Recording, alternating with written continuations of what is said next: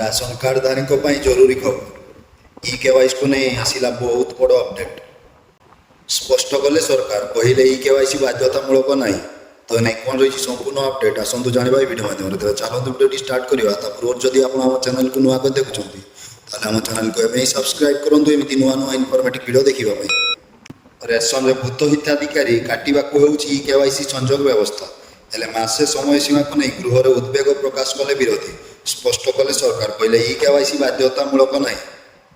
Ration पाइबे ना भूत हिताधिकारी तेणु ई केवाईसी संजोग व्यवस्था कर सरकार हेले से मासे समय सीमा को नहीं विधानसभा उद्वेग तेरे सरकार कहते ई केवाईसी संजोग बाध्यतामूलक होते भी कौन निर्दिष्ट समय सीमा ना सेपरी राशन रे गहम देवाक सरकार विचार कर राशन कार्ड रे स्वच्छता आसो भूत हिताधिकारी बाद देवा प्रक्रिया आरंभ कर सरकार सबु हिताधिकारी राशन कार्ड सह ई केवाईसी संजोग बाध्यतामूलक कर निज डीलर पाखे ई केवाईसी अपडेट करेंगे हिताधिकारी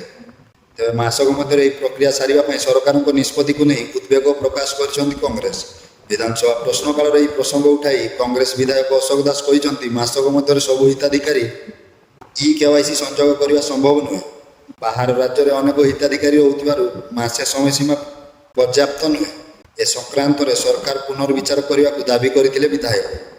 तेज खाद्य जोगाण मंत्री अनुपस्थित एने उत्तर रखी मंत्री सूर्यवंशी सूरज कहते राशन कार्ड रे स्वच्छता ई केवाईसी निष्पत्ति नहीं सरकार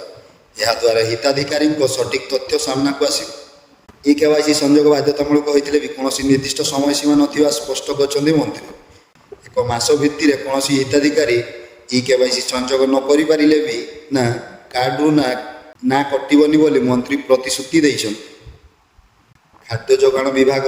प्रश्नोत्तर कार्यक्रम थिबारु हिताधिकारी गहम एवं चाउल जोगाण नहीं सरकार निष्पत्ति जानवा चाहिए बीजेडी विधायक प्रताप देव सेपटे नुआ हिताधिकारी केवे सामिल करा बोली प्रश्न करथिले कांग्रेस विधायिका सफिया फिरदौस आ उभय सदस्यों प्रश्न उत्तर में मंत्री कहते गहम जोगाण सरकार विचार करता बेले ई केवाईसी पर नुआ हिताधिकारी सामिल प्रक्रिया आरंभ हो राज्य में प्राय 3 कोटी 26 लाख खाद्य सुरक्षा हिताधिकारी रही बेले प्राय 6 लाख नुआ आवेदन कर भूत हिताधिकारी बाद दि जाए नुआ हिताधिकारी सामिल नहीं प्रक्रिया आरंभ कर सरकार।